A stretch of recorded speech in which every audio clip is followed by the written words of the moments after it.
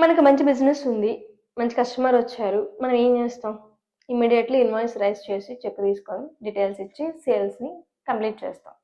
కానీ ఇప్పటి నుంచి యూజువల్గా ఇప్పుడు వరకు ఏం చేస్తాం? ఇన్వాయిస్ని మనం ఫిజికల్గా మాన్యువల్గా జనరేట్ చేసి లేదా అకౌంటింగ్ సాఫ్ట్వేర్ ఏదైతే ఉందో అందులో జనరేట్ చేసి ఇన్వాయిస్ని ఇచ్చేసాం, సింపుల్గా అయిపోయేది. ఎప్పుడో తర్వాత డ్యూ డేట్ వచ్చినప్పుడు జిఎస్టీ రిటర్న్ ఫైల్ చేసుకునేటప్పుడు ఆ ఇన్వాయిస్ డీటెయిల్స్ ఎంటర్ చేసుకొని మనం సేల్ అనేది కన్సిడర్ చేసాం. కానీ ఇప్పటి నుంచి అలా కాదు. సేల్ ఎప్పుడైతే జరుగుతుందో అప్పుడే ఇన్వాయిస్ డీటెయిల్స్ ఇవ్వాలి, బయర్ డీటెయిల్స్ ఇవ్వాలి. మీరు హోల్సేలర్ అయితే కనుక, ఫర్ ఎగ్జాంపుల్ లెట్స్ సే మీరు హోల్సేలర్ ఒక 10 ల్యాప్టాప్లు అమ్ముతున్నారు, 1 lakh రూపీస్ ఈచ్ అనుకుందాం, 10 lakh రూపీస్.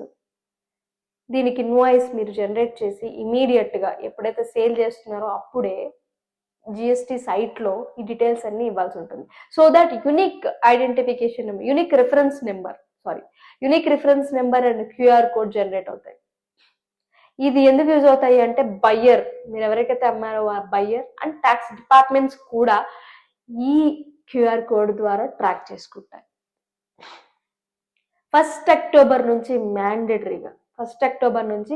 మ్యాండేటరీగా మీరు ఇన్వాయిస్తో పాటు ఏం చేయాలి? జిఎస్టీ సైట్లో మీ ఇన్వాయిస్ డీటెయిల్స్ని, మీరు జనరేట్ చేసిన ఇన్వాయిస్ని అప్డేట్ చెయ్యాలి. Thank you.